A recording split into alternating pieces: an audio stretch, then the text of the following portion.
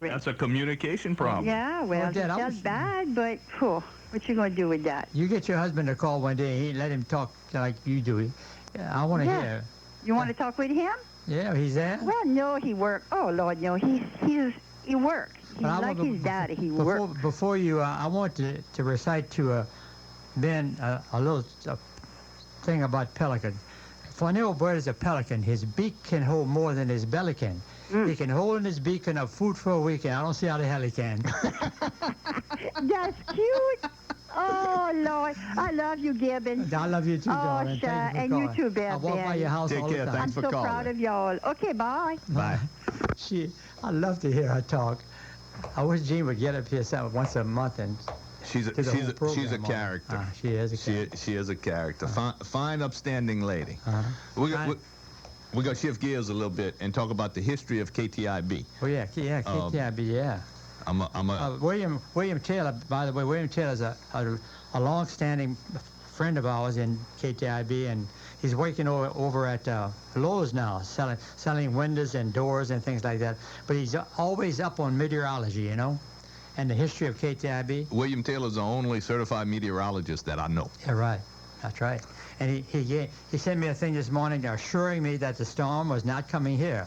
Well, I'm glad to hear that. It's going to Mexico. Okay, good. Yeah, that's what he says. It slowed down and it's not going to get caught up in that other load that's coming across. Well, I wanted some names to put in my column, and he gave me the names of people associated with this station. It started back in December 24, 1953 at 10 o'clock in the morning. He's got 6:30 here. It was 6:30. It was B63. B63, yeah. It was B63. I didn't know that. 6:30 a.m. Yeah, how did it start? Raymond Sadie served as the station's third ever station manager for 55-67. And Jimmy Bouquet, Kenneth Watkins. Remember they had a partnership. They called it La Tab Broadcasting. La Tab Broadcasting. You remember that? And he ran the station for Mr. Block until he bought KHOM in Houma. Then George Lofton finally came in. It was off the air for 21 months, you know. And that was unfortunate for KTIB and the city of Thibodaux. It's hard to get back, like that. Of course, the names that we all want to remember are Roy Vickner and Marie Bergeron. Marie Bergeron, 45 years. From Memphis, Tennessee, a little Italian lady from Memphis, Tennessee. She was amazing. Married a Cajun from Thibodaux and moved down here and started working in 1954. Yeah, right. And actually started, as I understand it, the dialogue program that continues today. Continues today. And we had a night interview with her last year when Roy Vickner came up, you know. Yeah. I talked to him the other day, too. And then when Marie retired, I think is when Linda Bourgeois came over from another radio station. Came here in May of '99. She retired in December. Linda came here in May of '99, and Marie retired in December of '99. Yeah. Had to train me. That's right. and took 6 months to train her. Mm-hmm. So the history is phenomenal, and the people. I think Gibbons has a list of people that came through here. Yeah. That have gone on to major media markets. I think he's going to go ahead and read some names that'll be familiar to you. Dumas, but what was the man in New Orleans that was recently head of the Catholic diaconate? What was his name? Jimmy? That I don't know. I'm going to find it. You don't know that. You go see him in there. I know Dave McNamara came through KTIB. There were any number of people that are still on the air in television and radio in major markets. Margaret Dubuisson. Yeah, Margaret Dubuisson. You know her, huh? Chuck Botwell. Lloyd Booth. Look at the names here. Happy Leo Albert, John Rayner, Jimmy Levine, Wayne Carpenter, Roy Pugh. Roy Pugh, long-time voice of the Colonels. Greg LaRue, Al Carter, Hal Benson, Ken Berthelot, Ed Bourne, Danny Bourne. Dan Barnett. And Lanny Bourne, yeah, Dan Barnett. I heard from him the other day. And it's just Kathy Terracino. You know who that is. Yes. She's head of the chamber. Yeah. Les Domingue did something called the Swap Shop in the 80s. Yeah, remember the Swap Shop? Yeah. How you remember that? I remember the Swap Shop. Yeah, you're just a kid. I remember the Swap Shop. Of course, I'm going to put them all in my column next month, so check it out. But it's just amazing the number of people involved in this amazing station. And that's the columnist Tidbits in the Chamber Insight that comes out monthly. The last Thursday. The last Thursday in the Daily Comment. There you go. So you can talk about your your column. Yeah, well, the column yesterday has a lot about the history of Thibodeau, how it started off, and we don't have time for all of that, but it was amazing. Where did I put it? Yeah. And I didn't realize your great-grandfather was Henry Schuyler Thibodeau. Great-grandfather. Great-great-grandfather. Yeah. Henry Schuyler came to Louisiana in 1893, and that year he married Felicia Bonholan. It was during the term of the Spanish governor. His first Louisiana home was in Acadia Parish. He received a grant from Carondelet in 1801. Shortly after the death of his first wife, he moved to a point nearly opposite the present city of Thibodeau in 1801. A point nearly opposite. Huh? Opposite where? Right. You said opposite the present city of Thibodeau? Yeah, right. In Ryanzi over there. Okay. Now, right, they were building Ryanzi Plantation. Okay, on the 308 side. For the Queen, in case she got thrown out of Spain. Uh-huh. She was in anticipation of. That portion of the Louisiana province was then known as La Venezuela dans la Fouche. This area embraced both sides of the fork via La Fouche from the point where it leaves the Mississippi to its debouchement. What is a debouchement? And to the Gulf of Mexico, some 50 leagues long. So that would be what is the west bank of Ascension Parish, Assumption, and Lafourche Parish today. That's right. All three of them from and Bayou Lafourche, and I don't remember. You probably remember when Bayou Lafourche was a mere ditch. Yeah, right. Prior to 1950, it was dammed. It was dammed in 1902, I think. Right. And they put the pumps. No, they didn't put the pumps. They dammed it, and we got our water from a pipeline in the Mississippi River through Vacherie and Chack Bay. That's right. In the 50s, they put the pumps to try to reopen it. When they dammed it, Bayou Lafourche carried 15% of the Mississippi River into the Gulf of Mexico. It was a huge body of water. Oh, absolutely. So, and I just remember growing up not being able to swim in it, not being allowed to swim in it. We'd sneak off and swim in it anyway. Now they're cleaning it up. They really clean it up. They're going to open it up again and let some good water They're going to dredge it up in Donaldsonville area. Joanne, my wife's mother, said that 1898, she was maybe 13 years old or 9 years old, and the bayou froze solid. She walked across it. And in 1898, it was still a big body of water. Oh, yeah. Right, that was before they dammed it. Water, that's right. Yeah. But I'm glad they have decided to dredge it and allow more water to come into it after what happened to our water supply after Hurricane Gustav. Yeah, right. That's when it inverted and lost all its oxygen and that was bad for the water situation. Yeah. Without water, we don't have a community. Well, we don't have a life. Huh? That's right. That's right. You just don't turn the lights out because people are leaving. That's right. So well, really, look what's happened to the Gulf water. That's so disturbing. That is unbelievable to me, that they can go down there and drill and get the oil from a mile into the water, then however deep they need to go down below the bed of the Gulf to get it down there, right? But they can't turn it off. I don't understand that. It's a tragedy, a major tragedy, and you get so much stuff on the internet about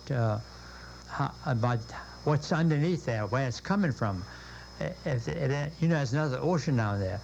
Now, here's my son says that there's 600 trillion gallons of water in the Gulf of Mexico, and we shouldn't worry about all that. Got so much water. So much water, but there's so much oil that's coming into it. Oh yeah, hundreds, tens of thousands a day. Well, it's 100,000 barrels a day, and it's like you could have pumped a bunch of cement and stopped it down there. Why should we get somebody to tell us how we stopped it? Well, somebody's going to figure it out. Yeah. They didn't want to talk to us, I don't guess. Maybe they'll call back. That's the other one, huh? But there's speculation that, and I'm not a BP fan, but that there's so much pressure and so much oil in that reservoir that BP hit that it may have happened to anybody that drilled that well. That's right, anybody. It's just BP contributed to it. Yeah. But there's so much oil and so much pressure coming up, it may have blown anything out. Blown anything out. It's amazing, huh? It is. It's the volcano was horrible. That's when all this started earlier this year. Now look how many daily tragedies we're having all over the world. Earthquakes. Yesterday up there in the north, they had another big tornadoes. Sometimes 20 at a time. Yeah. Try to see. We got a lot of listeners this morning. Good morning. You're live, KTIB. Hey, Ben. Good morning. Gibbens, it's Eddie A. Good morning, Eddie. Hey, How Eddie, you doing? What you say, Eddie? Oh, listen, y'all are doing a wonderful job on that radio station. We might have to replace Gene there. Oh, no, I'm not looking to replace Gene. No, I don't get it. I'm not looking to replace Gene. I sell real estate to pay the bills, Eddie, and I need to keep doing that.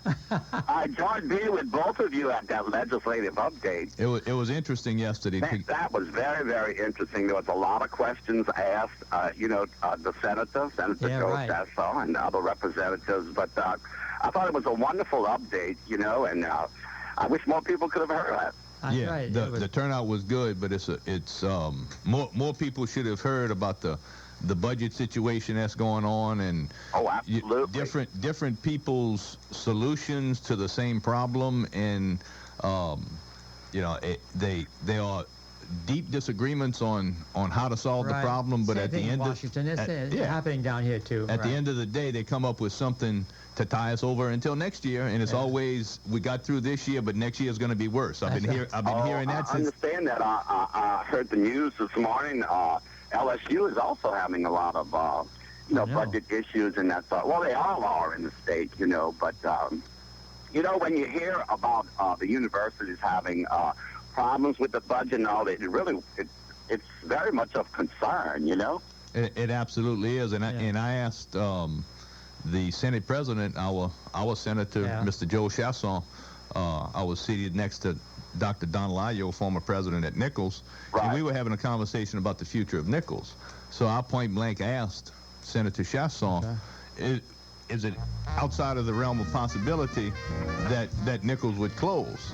And his response was, it is outside of the realm of possibility this year, but next year with the new budget, he's concerned about the entire higher education programs in the state of Louisiana. That's terrible, huh? So, but like I said, we're all concerned about that, especially Nichols. You know how much we love Nichols here. Well, Nichols is the economic engine that drives Thibodeau. And don't misunderstand what I'm saying. I have absolutely no expectation that Nichols is going to close. It's going to continue to be a viable institution of higher learning. Yeah. Right. Okay, well, y'all doing a wonderful job. Just wanted to call in. I didn't know you got up that early, but thanks a lot. Oh, man, I'm up earlier than you. All right, Gibbons. Thanks for calling, Eddie. All right, take care. Bye. We'll be back right after these commercial breaks, and we'll continue our conversation with... Louisiana's coastal communities have been devastated by the crisis in the Gulf. That's why Blue Cross and Blue Shield of Louisiana and the Our Home Louisiana Coalition are putting on Coastal Care Fairs to provide coastal parish families with free health and employment information and even something fun for the kids.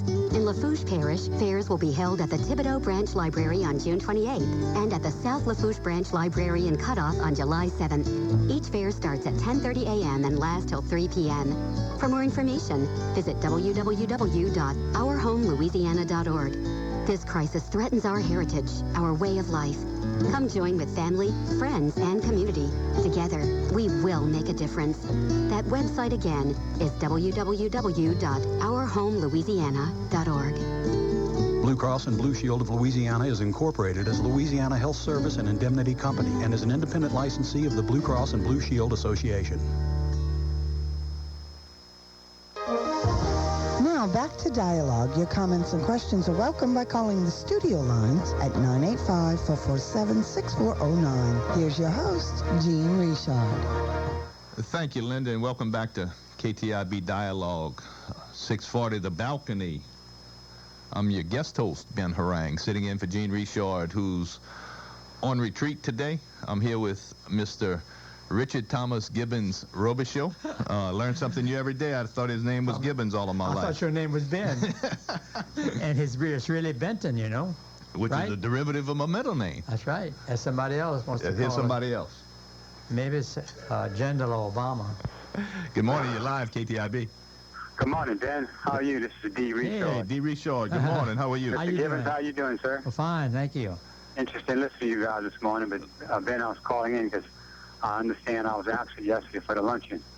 Well, I understand you were absent. I didn't see you. I had to work, and I told them when they know when I was invited I couldn't make it, so I was accounted for, I guess. But I left it in there because I really wanted to defend my vote in voting against the budget, and I know Mr. Chasson spoke highly as far as why the budget needed to pass as amended, and I happen to be against that, but that was my opinion as far as representing the folks of this area. Well, go ahead and tell us why you voted against it. Now's your time. When you have $2.8, almost $3 billion of one-time funding to put in his budget, Ben, it's a problem with me. You know, and the House cut. We got the budget from the governor, and it was 24-something billion, and we cut it a little more. In fact, I did vote against it the first time when it came to the House, even with the cuts, because of the fact that I still believe there's a lot of poor projects in this budget. There's a lot of member amendments that we tried to vote to get out of there, and we didn't get the votes to get them out, so it stayed. So I voted against that first budget. And then the budget did pass, and the Senate got it, and they restored probably close to $1.5 billion worth of cuts, so they put that back in. So that's just money we're going to have to look to cut over and above the $1 billion short next year. So next year, instead of looking at a $1 billion shortfall, we're going to be looking at close to a $3 billion shortfall. And that's a problem with me, Ben. You know, we have a spending problem in this state. Until we admit it, nothing's going to get changed. Absolutely. You know, it's not a revenue problem, it's a spending problem. And nothing changed at all. There were barely any cuts in this budget at all, other than the stimulus money coming down and some less money from Katrina this year. That's the only cuts we really made. Because if you look at the budget that was given to us by Governor Jindal, the Senate added almost $2 billion to restore those cuts that he wanted. And to me, that's not right. You know, to me, and I couldn't vote for that budget. No, I understand that it helps Nichols, you know, Ben, to restore some of those cuts. But the deal all along was they wanted that tuition raise, which I reluctantly voted for the GRAD Act to give them the authority to vote because of the fact that I didn't like the fact that they can raise tuition starting in 2012, and then the performance standards would kick in after. That's a problem with me. But I went along with it, Ben. Yeah. I voted on it the first time, and then what happens? The Senate gets the GRAD Act, and they amend it to say they can raise tuition immediately. This year, they can raise tuition. So now they're going to raise tuition for 3 years before any performance enhancements kick into effect. And to me, that's wrong. But look, Ben, I supported it anyhow because I knew that tuition needs to be raised. And I look at it as a fee. I don't look at it as a tax. Some people call it that. But I know that needs to happen. So I voted with that. All this was depending on the fact that they knew the cuts were coming. So now what happens? The Senate restores most of the cuts. They get the tuition raised immediately. So where's the change? You know what I'm saying? Next year is going to hit us like a ham on the head, Ben. I mean, I shudder to think what's going to happen next session when all of a sudden, and I'm thinking they're going to come back and say, okay, now you did this for us. You restored cuts. We got tuition raised. Now you need to raise taxes. And that's not going to happen with me, Ben. I can say it right now. Yeah. I am not going to vote to raise taxes next year. But you can bet that's going to come. That's the next thing they're going to look at doing. Listening to Senator Chasson, Senator Gautreaux, next year is I guess it's the second to last year before people are term limited out. And, right. And I'm concerned that people that are term limited out are going to go out with a swan song and raise taxes because there are no political consequences to them raising taxes. And that's the ones that pushed that in the Senate. I mean, that's the majority of the Senate's term limited. You know, and that's the ones that put restored those cuts to save some face. You know, it'd be. Now, look, my university, you know, wanted me to vote for House Bill 1. I couldn't vote for House Bill 1, Ben. In my mind, I could not, after being elected, when I was elected to change, I could not vote for that bill, knowing what we got coming down the road. You know, and when you got that much money that you're going to depend on for one-time money you're taking for one time, you have to restore those funds next year from where? Who knows where? Some more one-time money from somewhere that appears to keep coming out of nowhere. And that's the problem I have with the budget, Ben. You know, we get the budget. It's Greek to me to start with, but then they start finding these funds, this money in different funds that don't show up in the budget. You know, and it's just amazing to me how state government works. So I'm convinced that there's so much waste still in our budget that, you know, we don't need to raise taxes. We have revenue in that budget and in the budget before it was amended to get by, you know, and we got to start living with the cuts. I mean, that's the bottom line. And with the economy faced with what's going on, what Obama's trying to do, that's going to even multiply the situation next year. But what do? We restore all the cuts, and it's like nothing's wrong. And that's the wrong message to send to me, Ben. You know, it really is. And with higher ed, you know, you give them the tuition raise, and I know that doesn't solve all the problems, but that was the whole deal. You know, we're gonna face the cuts, but the tuition raise will help some. Without the cuts restored, and not only do they get tuition increase, they can start that immediately this fall instead of 2012. So to me, that was wrong. But I did support that reluctantly because I knew that we need to give them the autonomy to raise their tuition as they see fit, and they can decide not to, or they can decide to do it. Mm-hmm. That's their prerogative. And it's up to them now. It doesn't have to go through the legislature. Right, and I don't have a problem with that in a way. My problem was giving them that authority until the performance standards kick in, and now they can do it for 3 years until performance starts showing. And then when they raise the tuition, it's going to be more of a free market to where they can price themselves out of the market, and people either won't go or go somewhere else. So they have to be concerned about that. We can't get around the fact that we have too many four-year universities in this state. That's the bottom line. But nobody wants. We all turn our heads. The governor turns his head, the legislature turns their head. Nobody wants to start where, but I can name you 2 or 3 schools that we need to close. And I think you know where they're at. Yeah. And that needs to be done because we keep plugging a hole with this one-time money. That's going to run out. Next year's probably is going to be the bottom line and all that stuff. One time they won't have it. When the ARA funds no longer come. That's 2011-12 budget's going to be hard to plug. I can tell you that right now. Yeah. So that was my whole problem, but I wish I could have. Look, I told them I couldn't come last year before the things that happened on the floor Sunday and Monday, and we had some fireworks that happened Sunday and Monday. But I do have to work for a living, and that comes first. Sure. State Representative D. Reese Short. I hate to cut you off, but we're up against the clock. I appreciate talking to you guys. Thanks for calling, D. Have a good one. Bye-bye. Okay, Mr. Gibbens Robichaux, thank you for joining us. It's a pleasure. Anytime. We have folders of information to talk about that we'd never get to, but tidbits, it'll be there. We're going to do something different, and we're out of time. Ben Harang, KTIB Radio. Have a great day.